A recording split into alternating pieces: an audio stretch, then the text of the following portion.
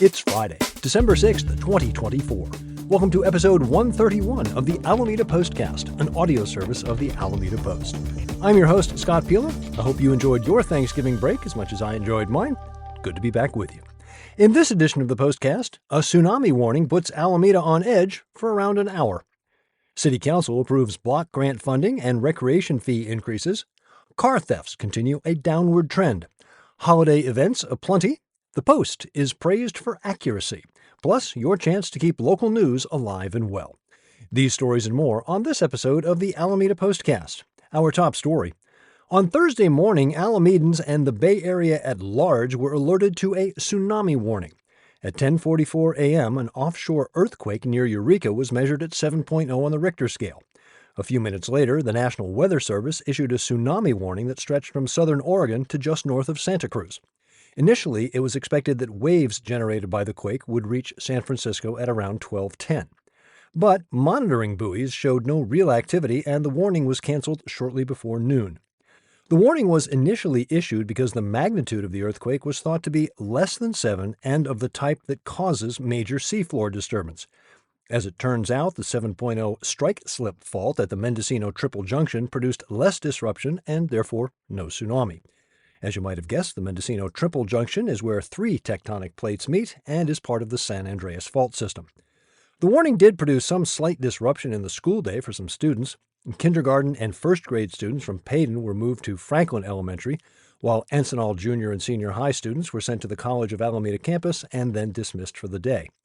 If you don't already, this type of event is a good reason to give us a follow on Facebook, where we can most rapidly share information. Just head to Facebook and search Alameda Post. On Tuesday, the City Council approved the Housing and Community Development Needs Statement for the coming fiscal year for Social Service Human Relations Board, known as SHRUB. SHRUB is responsible for assessing the community's social and human service needs and establishing strategies to address them. Block grants fund programs and activities that benefit low and moderate income households and help prevent slums and blight. SHRUB recommended prioritizing affordable housing, mental health services, food security for the unhoused, age-friendly communities, and social connectedness. The Council agreed to make block grant funding decisions aligned with these needs for the upcoming year's Community Development Block Grant Action Plan. Each year, the city receives approximately $1,150,000 in block grant funding from the U.S. Department of Housing and Urban Development. Current recipients of this funding: Alameda Family Services, Alameda Food Bank, Building Futures, Eden Council for Hope and Opportunity, Eden Information and Referral, Family Violence Law Center, and Legal Assistance for Seniors. The council voted 4-0 to approve SHRUB's needs statement. Councilmember Trish Herrera Spencer was absent. Andre Fairley, management analyst for Housing and Human Services, outlined the next steps: a notice of funding availability sent to service providers in January, application reviews beginning in February, and finalization of the action plan and updated consolidated plan for City Council review in May. Also on Tuesday, Council approved additional and revised recreation and park fees for 2025. With some exceptions, fee adjustments will increase by 5 to 10% for residents and 10 to 15% for non-residents. Notable changes include a $1 per hour raise for youth field rentals, a phased increase for swim program fees, and increased fees for tennis court and field rentals to cover enhancements to those facilities. Karen Jensen shares the details from Tuesday's meeting at alamedapost.com/news. Alameda police have released October's crime statistics, and there's definitely some good news to be found. Automobile thefts, which are easily the largest problem facing Alameda, are continuing their recent downward trend. October saw 53 auto thefts, down from September's 56 and down an impressive 61% from October of 23. A rate of 53 thefts a month would equate to about twice the national average, which is a marked improvement over Alameda's peak numbers, which have climbed as high as 6 times the national average. What's the most stolen car in the Bay Area? According to the California Highway Patrol, from 2016 to 2023, it's the Honda Civic, followed by the Honda Accord. Recently, Kias and Hyundais have been rising toward the top of that list in wake of their well-publicized problem over lack of immobilizer systems. More welcome news. Despite the decrease in thefts, the number of recovered vehicles increased from 49 to 68. Unfortunately, catalytic converter thefts are creeping up, with 19 recorded in October after 18 in September. Traffic citations were noticeably down, with 133 issued, less than half of the previous month. However, the road saw an increase in collisions from 64 to 80.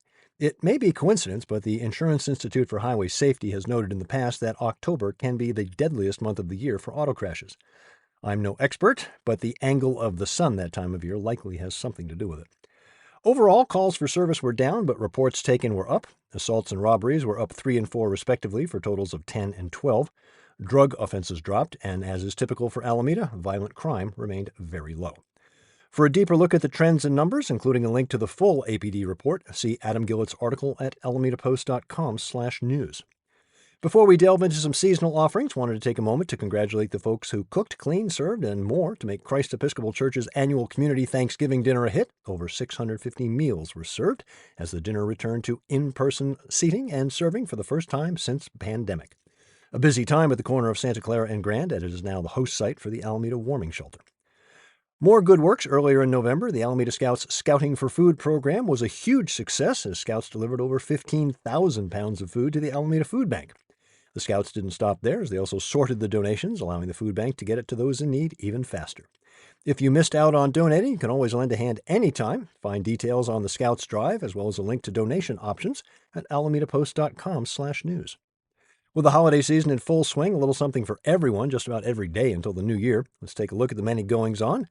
Good place to start, Amanda Laird's weekly all-around Alameda column. Find it at alamedapost.com/features. This weekend, Island Cat Resources and Adoption's annual Pauliday Boutique, benefiting ICRA's efforts for free-roaming and unhoused cats. The Food Bank Players present their third annual production of A Christmas Carol. The show runs over 3 weekends and will be held at the First Congregational Church on Central.